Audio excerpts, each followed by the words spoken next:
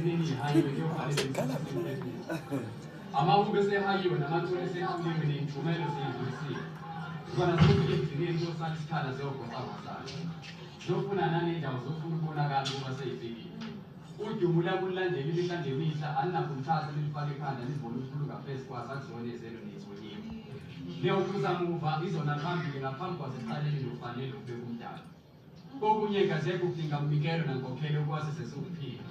nokuba khona kwazo kina nikhokhelanga nisithunyiwe ophikisana nalokho ngokucabanga kavunde uyobe senzile ongaphezulu uyakuphendula niyakuziphutha zonikezwe ezibafanele nakuqhuba niyophenduka abantu abadala niphinde nibe bancane angeke ukhetha ngamnyaka niyoyala kwasana ukuyala kwena kuyaye kukusuka kini niyovumela isithunywa esikhulume nindeze ngobuciko inkulu izwakale kamnandi emadleleni alindele nilindelele ukuthi akusibona bonke abayonizwa kodwa futhi akusibona bonke abangezunguzwa ngaphambi kokubuciko obulapha benza umqondo kolalela kofanele kuqale kulapha benza umqondo kumnikazi ambalele wonke kulo muntu esuke eqondele kokunye kokolweni nyakufunduka zakunikhumbuza imvelaphi nokuthi nibuyaphi siyophinda ukumelapha isiqubulo sikamayini i-Afrika sonke siyibona isifanelile yethu ukuba singayimusa futhi siyiphathele kokunye-ke ziyoyixelanisa nodumo zithi kuphela zithola ngokuphilisa abantu abanye-ke bomuntu ukwaziyo bafuna ukuphoqa udumo ukuze badume badlule udumo ziphethe ngokungenza imiqondo zehlelo nayisithunzi iqiniso ukuthi lezi nkundla esiyihayayo akuzona izinto zethu niyakucabanga ngokuphilile nasemqondweni nakugxilazeka ngokuvusisekile impilo yeni yonke niyophilela ukucabangela abayicabangelayo ziyonilandela imihla ngemihla kuyofanele kugcineni ihayini siyobukele ngaphansi kuyothatha isikhathi ukuba ihlonipheke nokubeka ukudla etafuleni ngazo kuyothatha iminyaka kodwa nifanele ukudla iy'nkondlo ziyaphilisa ngiphatheleke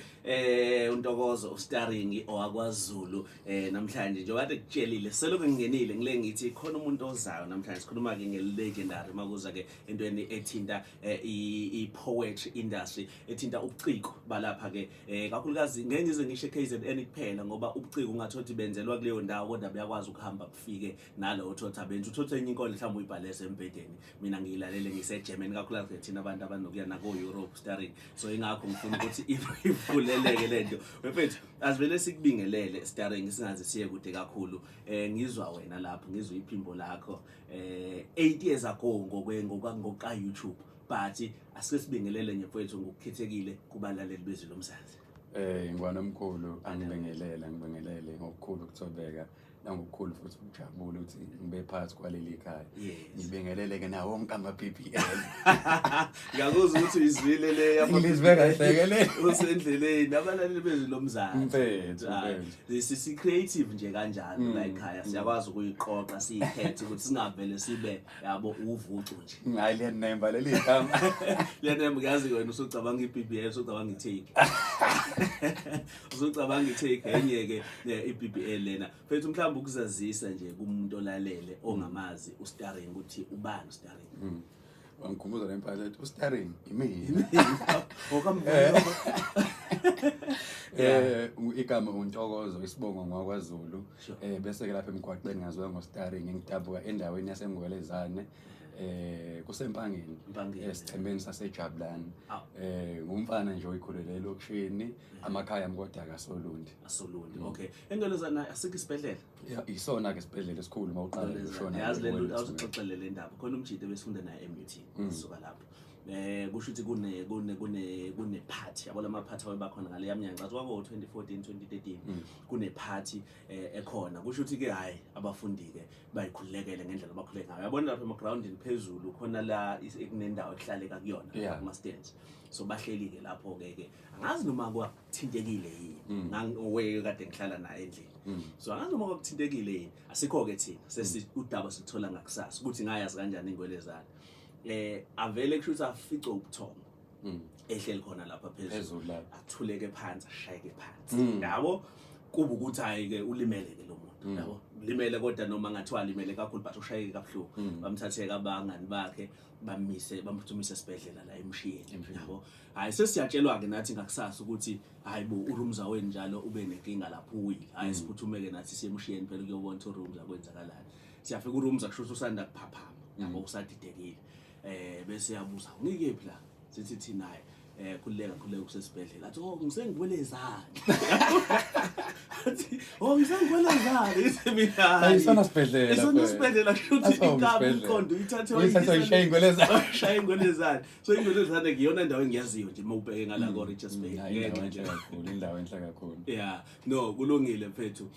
Sterling ngikwazi kakhulu mina ngobuciko mfethu for mina ke i full cycle ngoba baze basho kanjalo abanye i full cycle moment yokuthi khona isikhathi la khona wakwanginikeza ithuba kwenye indawo kade ufike khona eAstra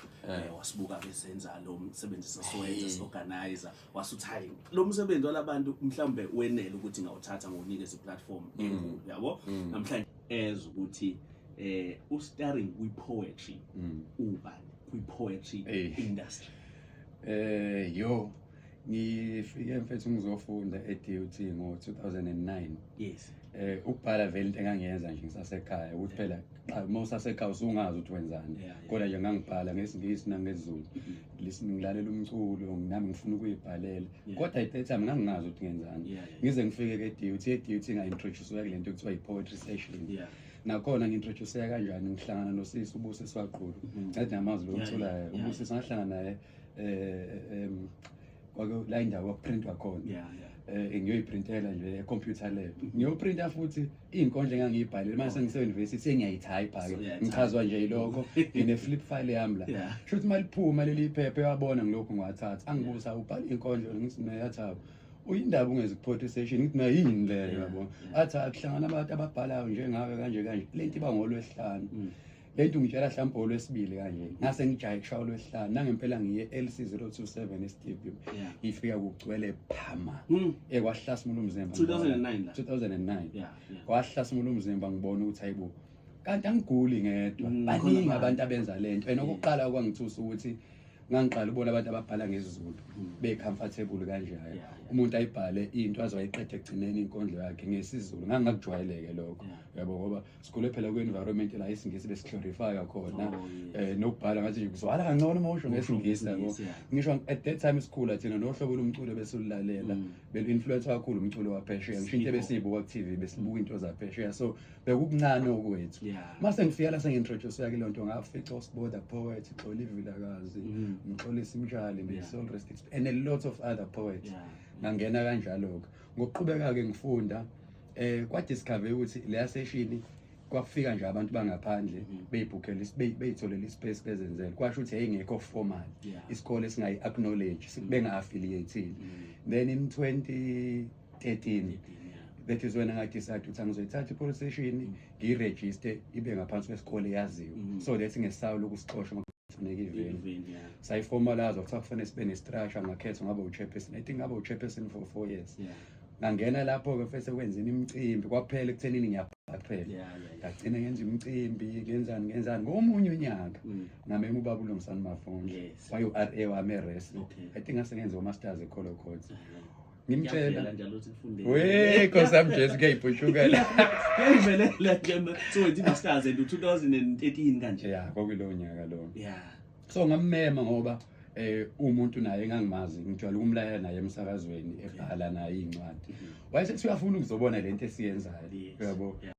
nangempela eze yabo mayeze inaye fika imthuso uthi hayibo kanti la kunento engaka wasithatha-ke naye wangicela usebenzisane kulolu hlela ayesebenza kulona kulesi siteshi ayesebenza kusona engeke ngikwazi phela ukusidalula ngegama vele nawe uqale lapha uqole lapha so wangithatha-ke mase sikule platform lento kwasho ukuthi ngempela iseyabhuma-ke manje yabo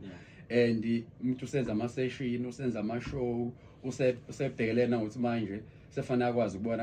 ama-artist a-right ngoba zama ukuyidayisa phela lento esiwanika le platform le nakhona-ke phela ukuthi umuntu uyamthatha uyise eredweni wawuthatha lobona kahle ukuthi kufanele ukuthi masifollow-sa ngalona ngoba lento sisayitshala izwakala kuhamba kanjalo-ke ngokuqhubeka kwesikhathi yagcina uphela I think leya show sayenza iminyaka emihlanu yaphela ngo-2018 uqala emva kwalokho ngagcina ngiba umuntu ngoba nganginesifiso ukuthi nami ngibe ne-platform yami ngagcina sengiqala i-podcast-ke izinkondlo ziyaphilisa le nkondlo nje oyidlalayo inkondlo engayibhala kudala because ngangifuna ukuba ngafike lo muzo umyalezo engingawusho ukufuna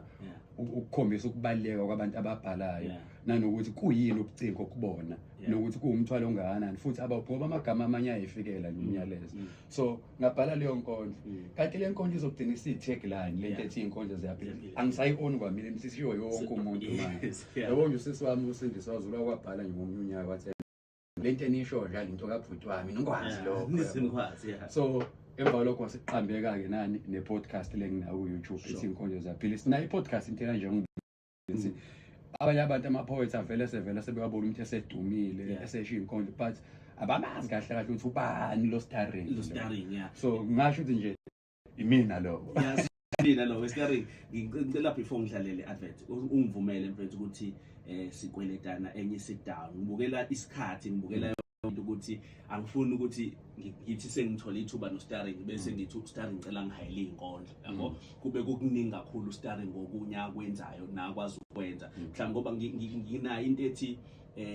elakhe talent nomsebenzi osowenza lo generational le nkondlo njengoba usho ukuthi wayibhala kudala but ikhuluma nafakene nangalesi sikhathi noma kusaphuma qale lapho kuyisasasa bese uthi kusaphuma the same quality umbuzo hlezi usana kule ngxenye ukuthi wazi kuthiwa yaqalwa yimini session mhlawumbe kuvela kanjalo ngoba lento engibhezile ukuthi iqhaza lami elikhulu ngayiformalize ukuze yenze ngendlela eqondile sashintsha nezinye izinto eziningi ngoba kuqala kwakungekho list aningena nje nibange kuxatshwane phela ungahayanga sathi naye akube ne list ukuthi mayifika abhalise masifika stage umuntu o-MC ubiza nga3 nga5 manje iqiniso nje ngizolisho ukuthi social media contribute kakhulu in terms of numbers ngokwabantu abalandela manje inkondlo igenge lethe khona manje angeke ngize ngidlale ngawe they are very active i-session manje duty ngizonke example phela nge-duty my alma mater isiba ngolwesithathu iqala ngo7 iphela ngo10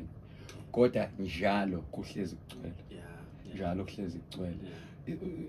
kwi-podcast engangabiza ama-poets abantu isuka bakhona lento ukuthi hayi labantu ababhalayo manje ababhale ngale ndlela vele fethu ubuciko bohlezi contest kohlezi kukhona nemibono ngoba nathi sifika khona babethi akubhalwa kanje yabo noma kuhaywa kanje yabo I don't think ngingaba nephaya ukuthi mina ngalawula umuntu ukuthi ngithi wena yenza kanjani yabo ekugcineni inkondlo nje umkhuleko wathi iyahluza asingene kwi-podcast ke mfethu podcast yakho lo osonayo kade ngibuka nje amanye qale ku EP1 lapho but EP1 wakhona uzwakala ngathi sekhona futhi enye ke abakhona yabo iqale ngamuphi unyaka into yokuthi uqale i-platform le ekhona lapha na YouTube ukwenzela ukuthi abantu umsebenzi wakho omningi bakwazi ukubona khona iqale ngo-2021 angisazi noma besibuya covid noma bekusayiyona kodwa nje siqala lapho lento kodwa-ke ngisho iqiniso ukuthi kade abasemqondweni kuwukuthi ibingenzeki nje and mhlawumbe ngingasho ukuthi izinto inokubambezeleka kunye ngezathu zazo kodwa-ke kwagcine kwenzakale bani bangisizayo angisebenzi ngoba ngeke ngisho ukuthi ngeke ngiyi-edit ngiyirekhodele sebenza nomfowethu ukhula Sunday Chayile nomfowethu wasekhaya lo engihamba naye la uSiphamandla uScott Dlamuka kuyibona abantu abangale mina nje ngiqhamuka sengiwubuso nje uzokhuluma kulungile mfethu ngibona ngazi noma imatch le iyatholakala ngibona igift hlezi uyigqokile ezinhle ngithi ethi ngizothi ngiyasithenga kanti sastarring yabo zidayisa igift mawungena nje ku social media yonke indawo uthi nje izinkondlo ziyaphilisa uzoyifica le just yami bafethu ngicela iskip kodwa woScott kumanje babhizi nento esa website ezoba ilink nje ezodila nezimpahla kuphela ngoba ngidayisa wasikhalaza enye inkondlo yami le i-brand futhi asikhalazi nezinkondlo ziyaphilisa hayi no uzosipha inkondlo mfethu ngasekugcineni sizoyicela ngeke sikwazi ukuba nawe lapha ugcine ungasasiphambi inkondlo but ngiyafuna ukuphinde ngibuze futhi ukuthi ngibona ngathi quality ukuqala nje khona njini wakho lo wenkondlo ziyaphilisa ku YouTube ngahlamba ngizothi necaliber yini unayo inhloso yokuthi abantu ozobabiza kwi-podcast yakho kuba abantu asebengozimpondo zihlanjiwe already noma ikhona allowance yokuthi nalabo basangama upcoming bangafika nabo Ngiyangithi i-podcast yawonke umuntu. Yes. Yawonke umuntu. Noma uthi ngempela uyanaka abantu engibabizayo ngiyangibiza umuntu okuthi kade afika uyaziwa. Ngibiza umuntu osanda afika. Kokunye ngizohlanganela nje noSonkondlo semncane. Ngithi ngiyamthanda yabo nje ngempela sonke edlule bengisemzini mkhulu ngibizwa abafethu omzizi umcimbi othesitikeni. Ngihlangane nomfana omncane okuthiwa uJandre Mbongolo una 11 years. Kodwa indlela abhala ngayo 11 years. Kodwa indlela abhala so akukhethekile. Mangizwa mina futhi umoya usho ukuthi ayilo. Pose this or lo muntu ufana ahlale phansi aziwe sithola indlela esimsizeni ngoba ekugcineni ukuthi nje abantu bazi umnangendaba nokuthi ukuthi nje ama-poets aziwe umsebenzi wawo waziwe nanokuthi si-break it down lembhalo yabo ukuthi uthini mawuthi kanje ngoba phela okunye miningi imiyalezo efihliwe ngale kwalesi sibhalayo. Steering mfethu ngiyazi uthathe i-leadership role bengisazokubuza nokuthi mhlambe angikubuze futhi ukuthi akubanga yini nendima ethile edlalwe ukuthi uthi uyimbongi wena uphinde uthathe iphalo kuba kwi-leadership embhalweni wakho mhlawumbe uthi uyabona ukuthi hey sengi-assume kakhulu i-role manje yokuba yi-leader nokuvezela abanye abantu amathuba mhlawumbe ngaze ngazilibala nami okusengifocusela angisafocusile ekuyikhuliseni nami njengeciko. Akashaya-ke lapho Shaya akashaya mfethu impilo yasidonsa isisa le nale nale abafe nje bahlezi bengithithisa bethi indoda bhala phela manje yabo because nabo bayakholela ekubhaleni ngami umuntu ugcina sefocus ekuthenini ngenza lezi zinto ngidevelopha laba gcine nami sengiyabo khona nje umuntu ongichaze phela ngeke ngikwazi kuyive kodwa khona umunye umfethu nje ongichazile owenza ingoma wathi ufuna ungifake kwi-feature userious lo muntu engikhuluma ngayo la ngathi ngiyayithanda-ke le challenge and ngabhala mnganami ngabhala ngalokho-ke ngiyangizenyezi hhayi angizenyezi yazi mfethu ungakozenyezi nje ngiyacela mfethu ngoba uyi-artist uyicike lenza iy'nkondlo ukuthi usiphe mfethu inkondlo yakho umlaleli ukuze azothi hhayi undaba ezithi ukhiphe isahluko iy'nkomo zobaba zibuya ngemadlelweni kufakaze nenduna yenkosi yathi kugcine kuthunjwe nabelusi madoda nithula kanjani iy'nkomo zobaba idlala abafokazana hlangana nomhlabathi phambi kobusa bakho singabakho kodwa ngokwenza nangokuphila singabokuhamba ukuhamba lufuza imbiza kwabona esifunde kubo bebesephutheni iphutha selaphenduka umuhle muhle ithoyizi lokudlalisa abantwana mntwana abenzi bokuhle baphenduka ababi ngoba bayidlanzana kuyibuswa isondo isondo liyajikajika isona siqubulo samavila esongela abasebenzi isikhathi sisekhona kanti-ke basekhona abasayibambe ngesiko izitha zisigabisela ngesingenakho okungumongo wokuphila-ke kongaphila ukuthi sizondana sisodwa kanti sisodwa isono sethu kube ukuqhathaniswa kwethu phesheya kwamandana sithole isikandaba-ke nayo indaba sanda ngey'nkulumo uma kufanele siphikise abazi kangcono kunathi sibe muhle ngezenze iphambelelisi kumpilo umlilo ubhuleka uma sekuvela ukufa nakhona ukuthuka nje kwesikhashana maqede sibuyele kwaphikisa lo zabadala la isithi kuseyintweni khona bubesela imthende okwakithi sekwadansela isiginci ugabigabi sigabisela ngey'thende sibaleka sibiza amasiko abantu sihuphe okhokho babantu bubesela imthende okwakithi sekwadansela isiginci ugabigabi sigabisela ngey'thende sibaleka sibiza okhokho babantu noma sebekuphikisa uzobatshela ukuthi iy'nkondlo ziyaphikisa.